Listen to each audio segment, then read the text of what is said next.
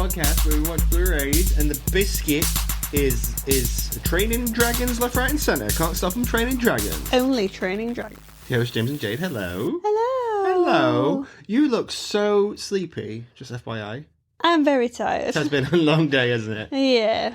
And we would have done this sooner, but we're doing it now. We are indeed. We are showing us finished, and we are now home. We are home. Good times. This is the How to Train Your Dragon movie remake, live action. Let's go. Dreamworks has entered the chat. Well, I can't remember what we said. We did a trailer talk on this a while back. Oh yeah, we did. When the first trailer dropped, and I can't remember. Well, not actually. I forget. I think we panned it more or less. We were like, oh, shot for shot. It's shot for not shot. needed, but Toothless is cute. Yeah. Okay.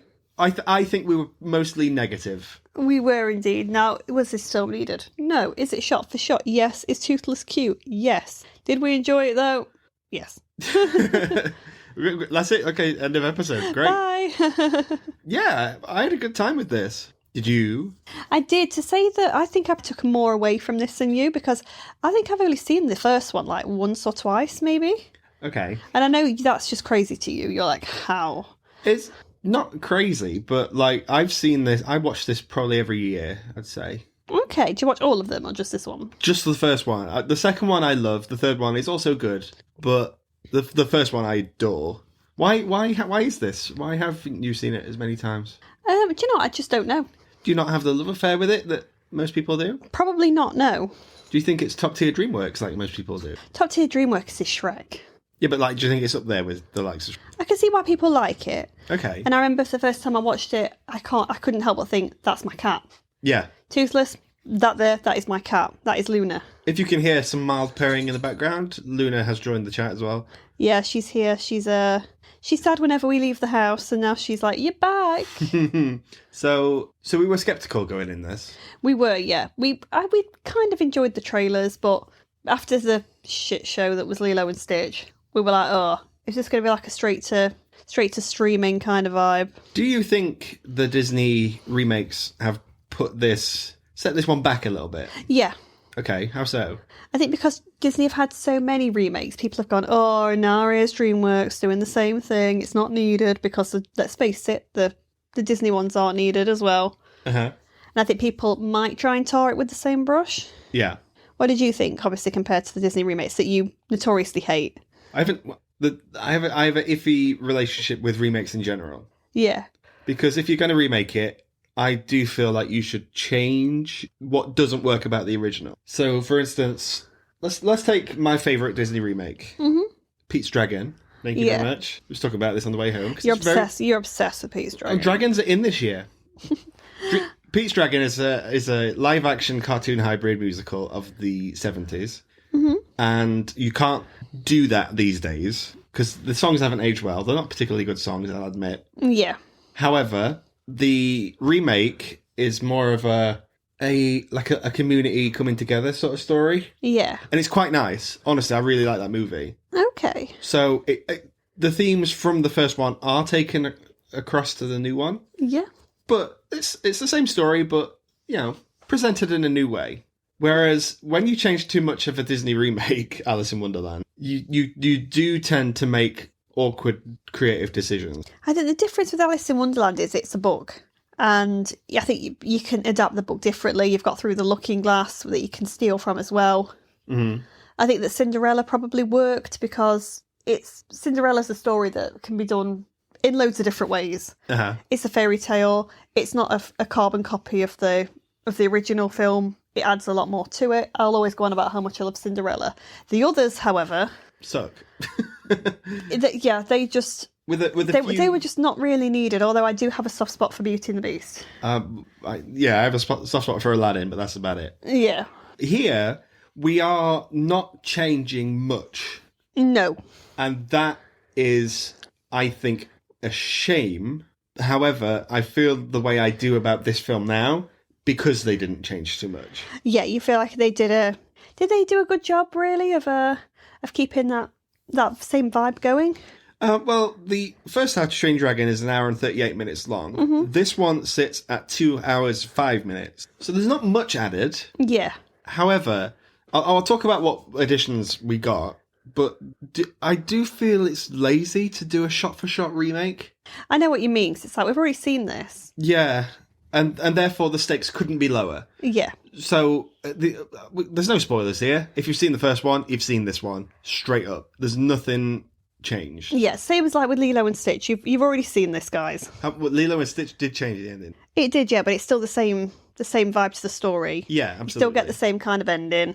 So, but there's a scene where Hiccup like is falling and whatever, and you think Hiccup's died, but you know he's not.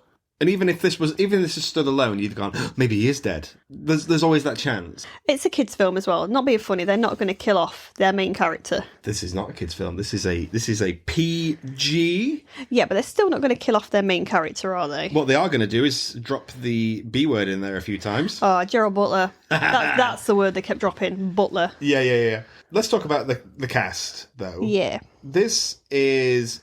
Well, the only returning cast member would be Sir Gerard Butler. Mm-hmm. Let's talk about him first, shall we? Absolutely. He is having the time of his life. He's doing something incredible in this. He's like, you know what? I see you script. I'm going to act the fuck out of this. Yeah, because he already knows the lines because he did it before. But he's like, I've just got to do the same performance I did last time. I'm going to do it again, but you're going to see me this time. Here I am. He's great in this. Oh, he was having so much fun and you were laughing all the way through. He was getting quite a lot of laughs as well from the screen we were in. Yeah. The guy playing Hiccup is Mason Thames? Of the Black Phone. Of Black Phone. You've seen Black Phone. Was he good in that? He's good in that. I don't feel like he has much to really do in it, because it's Mr. Ethan Hawke's film. Okay. Ultimately, well, he's coming back for the second one. So he is indeed. He's going to have a storm in It looks like he's got more to do in the second one, which I think is good. Okay. Because he's clearly got the acting chops to do it. I have a soft spot for Hiccup in general. Is it because you look like him? A little. But is it because you are him? Yeah, sure. Fuck it. Why not? But no, there's something that Jay Baruchel brings in the original, like voice acting wise. Yeah. It's a goofiness in his voice. Oh yeah, 100%. And that performance shines through in the way it's animated as well. It's quite a good pairing of animation and voice work. An actor, yeah. Mr. Thames is struggling through, I'd say, about a quarter of this, where he can't quite find the line. Yeah. Of what to bring and what to copy. When he at the start of the film, he was copying, I think. Because there are a few vocal inflections, there's a few things in the way he said it that I just thought, nah. Do you think you might have been listening for it, though? Yeah. However, that film, he probably watched that film quite a lot to get that down. Yeah. It's hard to then take those lines and say them in a different way. Yeah, and make him a different character when people already love a certain variation of it. Yeah. So, A for effort. I thought he was great. I thought that's a good performance. Absolutely. Yeah, and when he gets into the flow, he's really into it, and he does start to bring his own vibe to it, and I thought it was wonderful. There's a point in the film where that happened for me, and it was like during the training with Toothless. Yeah. Because then I started going, oh, okay, great. That's Hiccup. That's not a guy pretending to be Hiccup. You were grinning from ear to ear from kind of test drive onwards. No. I think it was when he put the hand out, and then there was the montages of the fighting training and stuff. I think maybe that's when I really turned to you and I was like, there he is, he's grinning. Yeah. It took me a while as well, though. Yeah. Because I loved that first one, and I didn't want to be... I wanted to be open-minded, but I found it really hard to be. Yeah. But then, if it's shot for shot, then it's the same film, and then I'm going to clearly enjoy it. Job done, right? Absolutely. So, great. Nico Parker. That's playing Astrid. There's been some criticism towards her.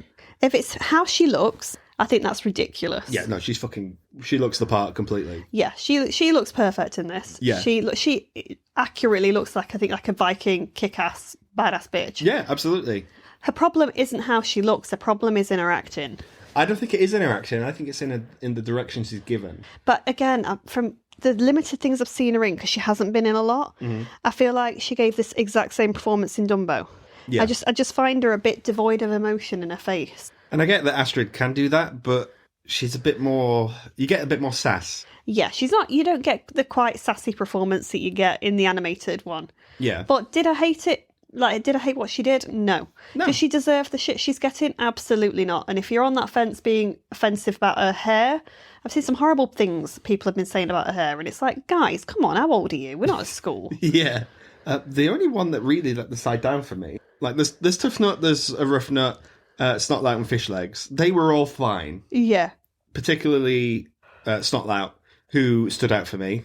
Isn't this like one of his first films as well? Yeah, it's like he's not got many credits on his IMDb page. Oh, go on, lad. His name is Gabriel Howell, and if his career goes upwards from here, top notch, because he deserves it. Oh, I hope so. Fire Fist is in this, isn't he? Oh, we have a tricky relationship with Fire Fist because we don't like Deadpool 2, particularly because he's in it.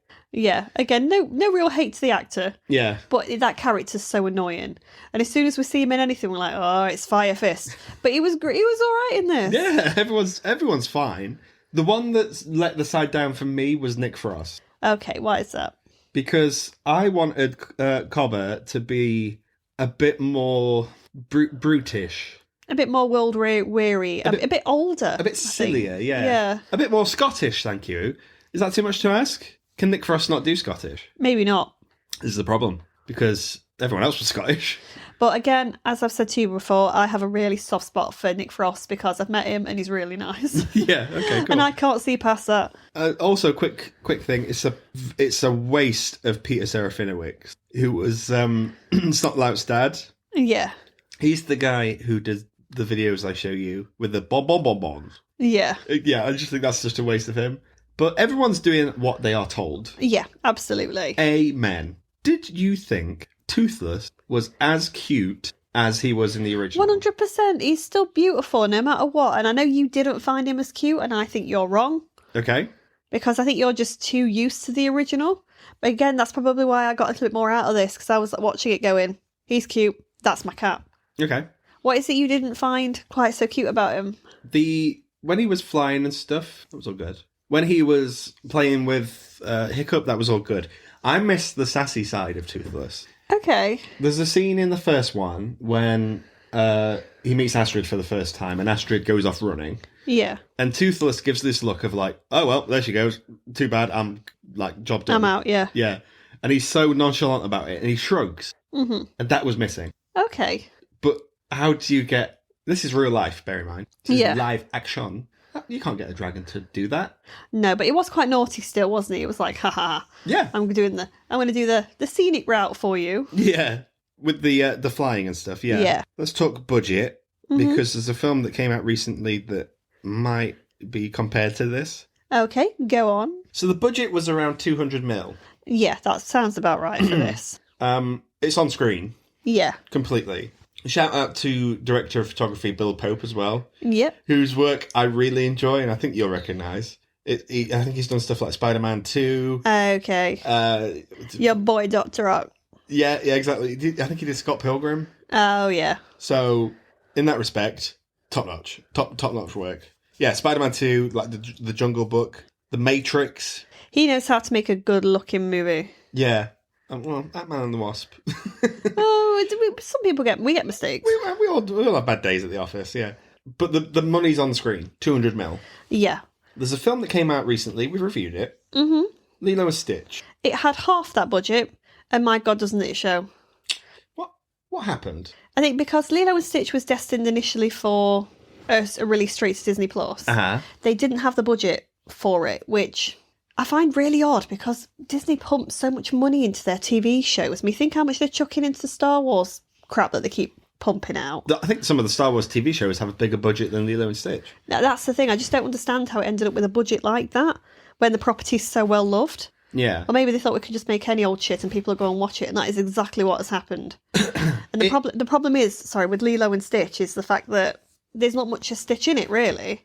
Because the budget's so low. Because that's what we came to see. Whereas with this, we get ample dragons. Mm-hmm. We get all the effects, and it makes such a big difference. And I also thought visually, obviously, I think you differ a little bit, but I thought How to Train Your Dragon was so much more visually stunning. In the live action? Yeah, definitely. I just don't find Lilo and Stitch the remake to look that great. Yeah. It didn't. Straight up. Yeah. But you get a cinematographer like Bill Pope, you know, your quid's in. You're gonna use him correctly. Absolutely. The score. Mm-hmm. That I knew it was going to take a while for me to get into it because the first song, This Is Burke, well, the first theme didn't slap. Yeah. And I needed it to. And if it had slapped, I'd have been like, right, I don't have to ease into this. Everything's going to be okay. Yeah. It wasn't until the training stuff where Hiccup's theme sort of rose a little bit. Yeah. And Test Drive. Test Drive is important to a lot of people. Oh, yeah. When people think of How to Train Your Dragon, they think of Test Drive. Yeah. Whenever you see any of the Epic Universe stuff where people are promoting How to Train Your Dragon, they all use that song. Mm-hmm. It's a trending audio for many people. Absolutely, because it's so fucking breathtaking. That's why it's such a beautiful piece of music. Does that make you cry, James? It makes me cry, yeah. The Test Drive makes me cry in the animated one. He's crying right now, guys. I just love it. It's okay? so beautiful, guys. It's so beautiful.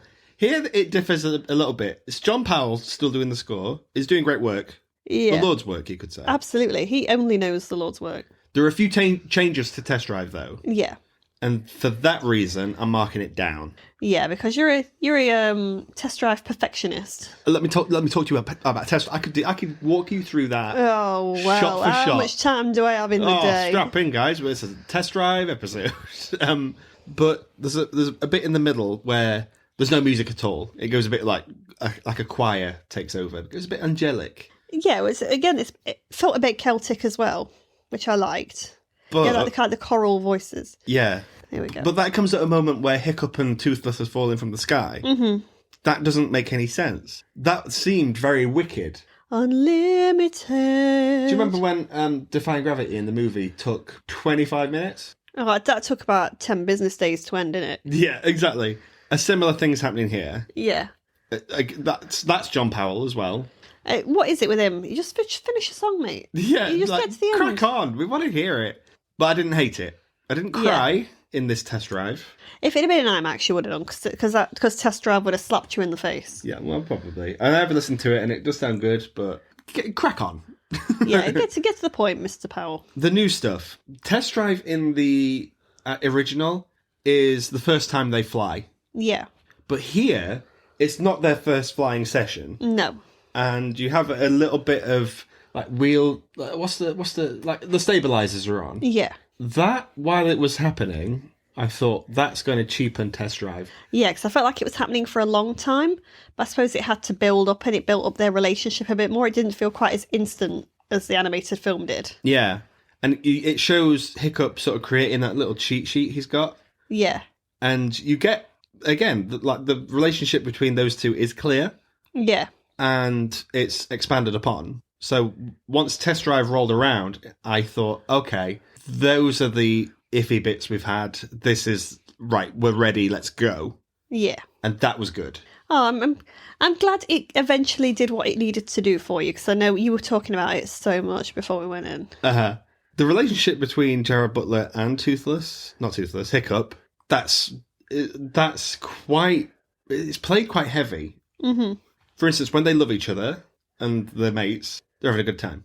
But they don't do that a lot. Exactly. When it is played a little bit more serious, those actors are bringing it, and it's quite hard-hitting stuff. Explain. For instance, there's a line where he says, I'm paraphrasing, but he says, I don't recognise you as my son, or something like that. You are not my son. And I thought, whoa, that's deep. And I don't remember that line in the animated one. It went all in there. It's like Father's Day weekend. Boom, here you go. I don't recognise you as my son. Again, I'm Paternity paraphrasing. test for you, Hiccup. Yeah, test drive this bitch.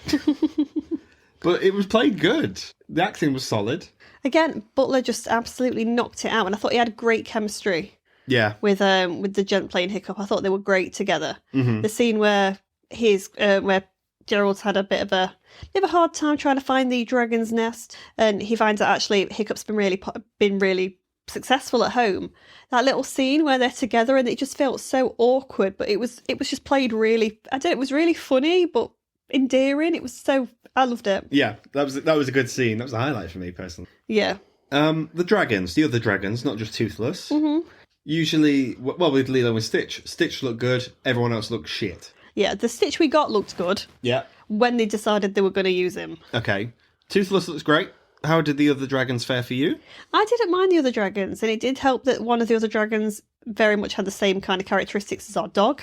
Yep. Every time I saw it, I was like, that's Buddy. Yeah. God, that dragon's so stupid, it's so thick. Both of our animals are represented in this movie. Absolutely, and that's important. Yeah. The one that was kind of like dripping in fire, I thought looked pretty good.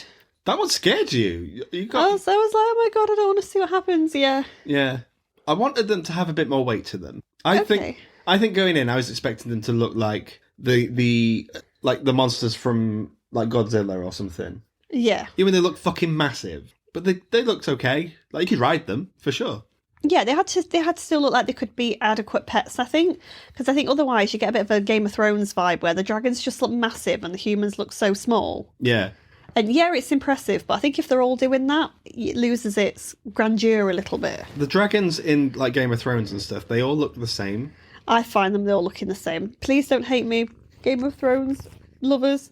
And go, no, they're all very clearly different. Actually, I think you'll find that one's different to the other one. It's like I've only seen season 1 of House of the Dragon, and do you know what? They were cool. I do need to catch up on that. Yeah. But here, essentially, we've still got to sell toys. Ultimately, yes. Yeah. But I wanted them to be a bit bigger. I know what you mean, but I think I'm happy with what we got. Yeah. Was it a thrilling climax for you, knowing how it was going to end anyway? No, but I was rooting for Hiccup all the way through it. I was still rooting for the characters, even though I knew how it was going to end. Yeah. Because I still found them all really likeable. And that's the truth of it, really. Yeah. Essentially, you know what you're going to get. It's a good time. You're going to feel good after it. And, you know, if what it is bringing is charm to the table, then that's got to be a good thing, right? Absolutely. And I thought the whole thing was just really charming. Again, I loved the vibe that it was going for. Again, it knows what it's doing marketing over Father's Day weekend. I love the little kind of drops to do with family and to do with relationships between father and sons. I loved that. I thought it was really nice. Yeah. There's not really anything else we can really talk about. No, like I said, we digest a lot of stuff on the way back in the car. So by the time we often get round to filming, it's like, oh shit, we've already had this conversation. We've talked about this. We repeat ourselves quite a lot though, don't we? But also, guys, we just need to just make you all aware that Gerard Butler headbutts a dragon. He did that, didn't he? Within the first couple of scenes, but we are absolutely 100% sure that Gerard Butler can just do that. I think he just rocked up one day, did it? Yeah. The same way that we all know Jason Statham can headbutt sharks. That's what it reminded me of. Yeah. It's like, why do these action alpha males have to do all this? Yeah, but we know that Jason Statham can do that in real life. He did. He's a local lad. He can do that. So you know what? I'm 100% certain that Gerard Butler can headbutt dragons. If they're around, he's going to headbutt them. There was no one around us in the movie, and so we talked to each other a little bit at certain times. Yeah, we had a couple of little instances where we was like, to each other. And that was the first one, because I turned to you and I was like, did he just... Yeah, it's like, yeah, you did just see that. He just headbutted that dragon. Good times. We need Dragonheart now with Gerard Butler. Well, interesting question. Okay, do you think Dragonheart should be remade? Yeah, I do. We're doing Dragonheart in this season. We are. The only problem is, though, is I'd want Sean Connery back. And that's a problem, because he's very dead. I know. Who'd you get for that? James Corden. Let's go. Oh, fuck off. Right, the trailer for Smurfs played before this, and it also played before Lilo and Stitch. No child was interested in either cinema screen when that came on. Mm-hmm. And as soon as we heard Corden's voice, we were like, well, this is even more shit than we thought. Yeah, we got Emoji Movie flashbacks then, didn't we? Yeah, oh, it's terrible. That film just looks pants. Do you think there'll be a sequel to this? Well, apparently they're already talking about they'd like to get Kate Blanchett to do it if they do. Yeah, as the mum, right? It's all going to depend on how much money it makes. And it'll make bank. I'm really hoping it does, because at the moment the box office is struggling a little bit. Movies have got like an A- cinema score. Are still not making bank. Well, it's because everyone's waiting for the big ones. Your Jurassic Parks, your Fantastic Fours, your Supermans. Again, money's tight for a lot of families, so they're picking certain things. Then they're splitting their time over... what's it called? Streaming services. Are people waiting for it to come out on streaming? I think where it comes to Lilo and Stitch, you're going out for a date, like for a family day out, and you've got cheap tickets, fair enough, go and see it. The problem is people will wait for Disney Plus. Yeah, that's one that I would wait for. I think Dreamworks doesn't have an alternative to that. No, but I feel like this would look amazing on IMAX. Yeah. If a child will appreciate it, I think it'd be great to take your kids. But if not, I think it's great for for couples. It's great for people that love the original. Yeah, it's a good time. I'm hoping it gets enough people to come back to it, because, I mean, people aren't coming out to see Karate Kid at the moment. Honestly, when you said, like, oh, Karate Kid's out, I was like, that is amazing, because that is nowhere, and no one's talking about Karate Kid. No. I mean, like, even like with Ballerina out, I don't feel like I've really seen a lot of promotions for it, and no one seems to be talking about it. Is that Warner Brothers? I don't know. They've got their hands in the Superman basket, though, haven't they? Yeah, they're waiting to pull all the punches out with Superman. Yeah, I think they're onto a winner there. But if a sequel to this does happen, do you think it will do exactly the same, shot for shot?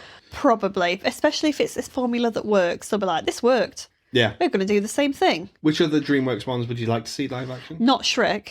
I think it's getting enough shit about the newer one coming out. Yeah. I don't think Shrek's one that would translate very well. I mean, no, it's not. It's not, is it really? People have got an idea of what they like with that, and the animation is just so different. Mm-hmm. I think they should leave that where it is. Madagascar? No, I don't think you should. I can't think of any DreamWorks property at the moment that needed a remake. I mean, this didn't. No. Yeah. It's the longest advertisement for Epic Universe we've seen. Oh, does it make you want to go, though? Makes me want to go. It did its job. It's selling it to you. I was like, I could go there, and I imagined myself being there the whole time. Wanting to go and see Toothless there? Yeah, I'll go meet Toothless. Like, same. I want to meet him in live action, thank you. This animated Toothless. Get out of here.